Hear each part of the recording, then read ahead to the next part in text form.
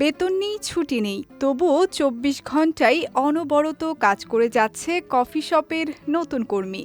তবে সে মানুষ নয়, একটি রোবট। চীনের বেইজিংয়ে চালু হয়েছে ২৪ ঘন্টার স্বয়ংক্রিয় রোবট কফি শপ।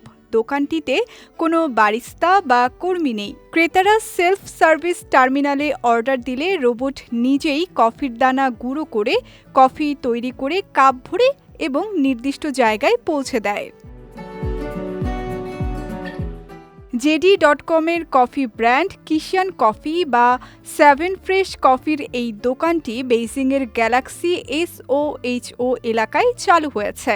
উদ্বোধনের দিন রোবটটি মাত্র ১ ঘন্টায় ২০২ কাপ কফি তৈরি ও পরিবেশন করে গিনেস ওয়ার্ল্ড রেকর্ড গড়েছে বলে জানানো হয়েছে।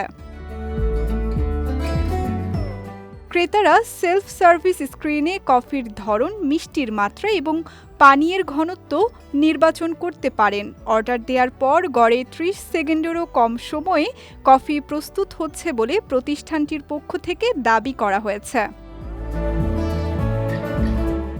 এদিকে শুধু চীন নয়, দক্ষিণ কোরিয়াতেও বাড়ছে কর্মীহীন কফি শপের সংখ্যা। সেখানে শ্রমিক সংকট ও বাড়তে থাকা মজুরি খরচ সামাল দিতে অনেক ব্যবসায়ী রোবট, কিওস্ক ও সেলফ সার্ভিস প্রযুক্তির দিকে ঝুঁকছেন। দেশটিতে ২৪ ঘন্টা খোলা এমন হাজারো কর্মীহীন দোকান চালু হয়েছে। বেতন না পাওয়া এই কর্মী হয়তো ক্লান্ত হয় না, কিন্তু তার আগমন বদলে দিচ্ছে কফি শপের প্রচলিত ধারণা, যেখানে ১ কাপ কফির সঙ্গে এখন যোগ হয়েছে প্রযুক্তির স্বাদ। সঙ্গীতা শাহ, বিজয় টিভি নিউজ ডেস্ক।